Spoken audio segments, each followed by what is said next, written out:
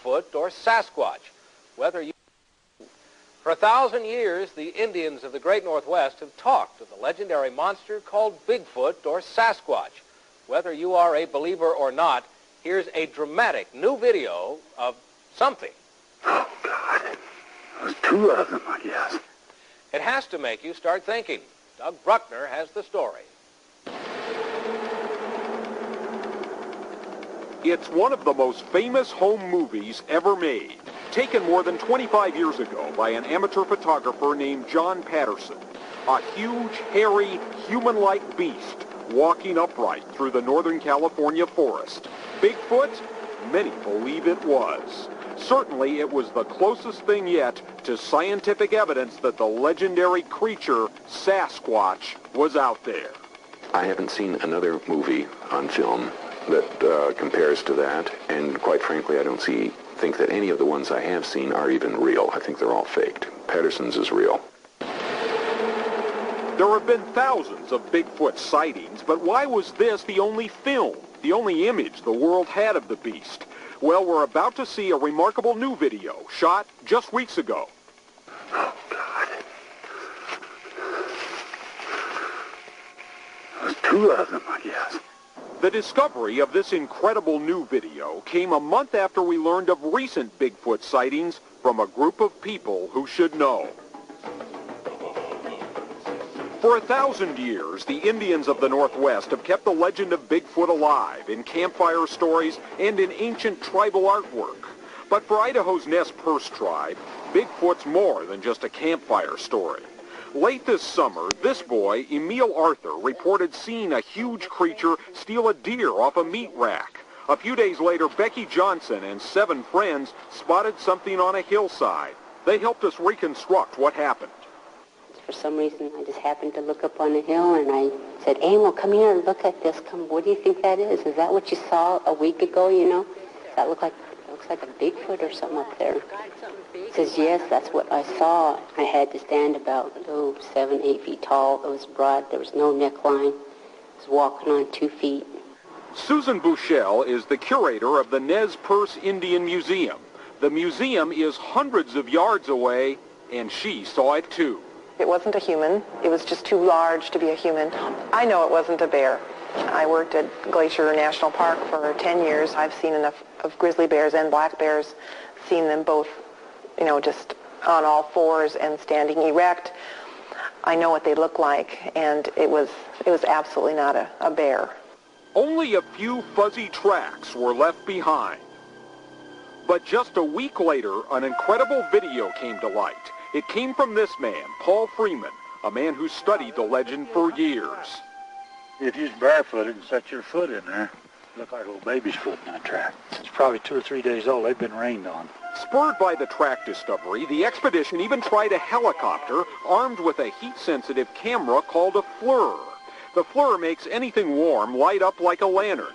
It's the same technology used by the military during Operation Desert Storm. Police use the infrared, too, in their helicopters to help track down suspects at night. We set out before dawn, when the ground is at its coolest and large animals are on the move. This is where you got the first sighting right here. Yeah, right there. We search a 20-square-mile area mapped out by Freeman, but there are only false alarms. There's a whole bunch of animals right there. Got them? Oh, yeah, the whole group. You got them, Tim? There you go. All right, let's go down and see what they are. They're deer. The FLIR lights up many animals, but so far nothing that even resembles Sasquatch. We're going down to watershed drainage right now. Right here where we're at right now would be the most probable place, in my estimation, that we would spot something. If there was a Bigfoot, this would be his sanctuary, but the tree cover's too thick. It's like looking for a needle in a haystack. But it was back on the ground that the expedition took a strange, dramatic twist. Our guide Paul Freeman told us about his private tape, a tape he at first was reluctant to reveal. Now he agreed to show us. We weren't prepared for what we saw. A huge, hairy, human-like beast walking upright through the forest. An image incredibly similar to the Patterson film shot 26 years before. And Bigfoot tracker Freeman had an equally incredible story to go along with it. It began one morning in August, Freeman said.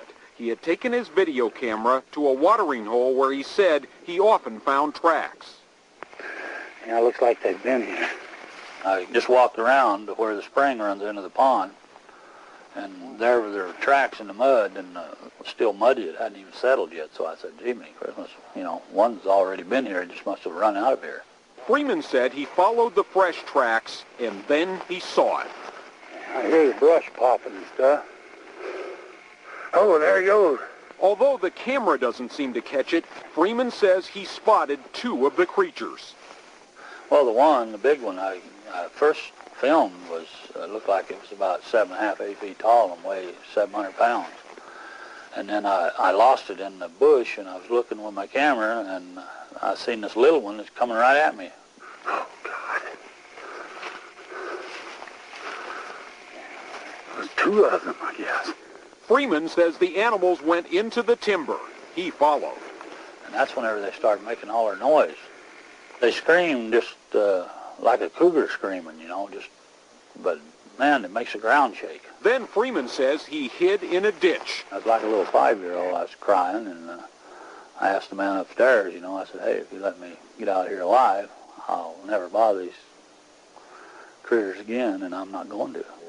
There are doubters who still say Bigfoot is a myth, like National Forest Ranger Rod Johnson.